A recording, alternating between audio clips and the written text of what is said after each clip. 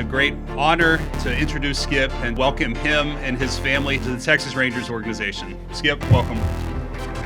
I believe in a winning culture. We're going to give everything we can to win. Our preparation is going to be as good as anybody's. How different does this feel going into this first year with the Rangers versus when you went into year one with the Marlins? Well, luckily I had a year to kind of oversee the organization, see how it was run internally. So I got to see the inner workings of the organization, where in Miami I didn't really get to see that. Because the most important relationship in an organization, in my opinion, is the manager, GM, or manager, president, making sure they're aligned with how they see the game run. Are you comfortable with the reactions and making sure the standard is the standard and don't have a different vision? The alignment is real. Our core values and what we expect every single day, and making winning the most important part of our day is exactly who I am and what my family is about. So what did you see? Well, first and foremost, I saw a first-class organization from top to bottom, whether it is from the front office to the clubhouse. That's what I believe in, is trying to be surrounded with really, really good people. So that was super attractive to me. In the air, right center field. Is it gone? Yes! Schumaker! Walk-off homer! You came up under Tony La Russa, and the Cardinals always had that reputation of the Cardinal way. You played with the Dodgers. Fly ball at the wall, gone. Where do you draw a lot of your inspiration, ideas? I was very lucky to get drafted by the St. Louis Cardinals. I got to watch Tony La Russa and Dave Duncan navigate a game.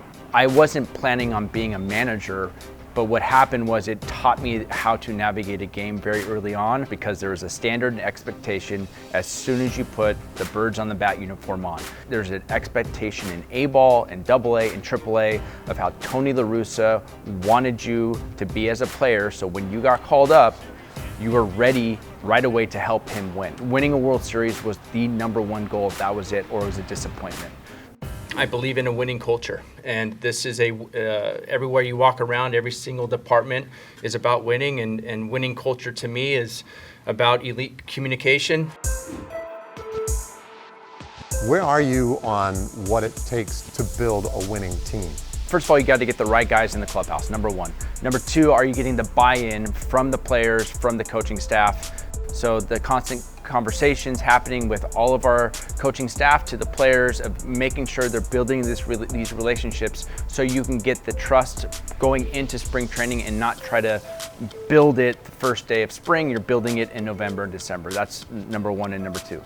I value the ball put in play. I value winning the strike zone on both sides. Those are the teams that are really tough to play against, because the ball is moving forward a lot more than moving behind you on the offensive side. The defensive side, we won a Gold Glove. We're pretty good out there. As far as building a team, it takes a village. Players are one thing, and then how can we get them to be more consistent and be the best version every single year is the other thing. That one is gone!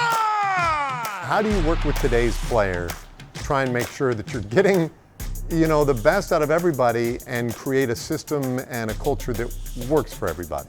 I think it's managing personalities, managing egos, and trying to make sure that they understand that, like, I'm trying to get you better. That's my job. It's not to be your best friend. It's having these tough conversations at times, but they know that we're in the fight with them. And I think that's the main thing, is they have to understand that it's not about me.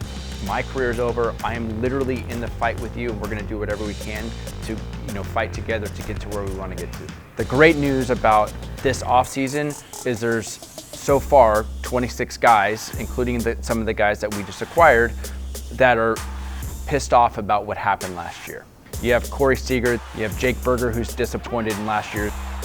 We have Wyatt Langford, who in my opinion is going to win an MVP or 2 in his career. You can feel just having lunch with them or dinner or conversations with them that have this edge to them that they can't wait to get the season started because of how their season ended. Quickly about Wyatt Langford and talking about maybe a leadership role for him. How do you see that evolving? How do you affect something like that? The leader doesn't always have to be the guy standing on the table and, the rah-rah guy, right?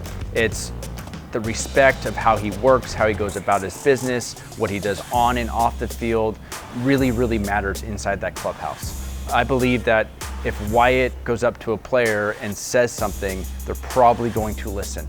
And that is a sign of real leadership. I know we have Corey Seager, 2-time World Series MVP, pretty good player. But I also think there's other guys that can complement Corey Seager, and Wyatt being, one of them. And he smashes that ball. We're not quite there yet, but spring training is almost here. It's an exciting time, and really appreciate you taking a little time. I can't wait to see how this thing plays out, man. Me too. Thanks for having me.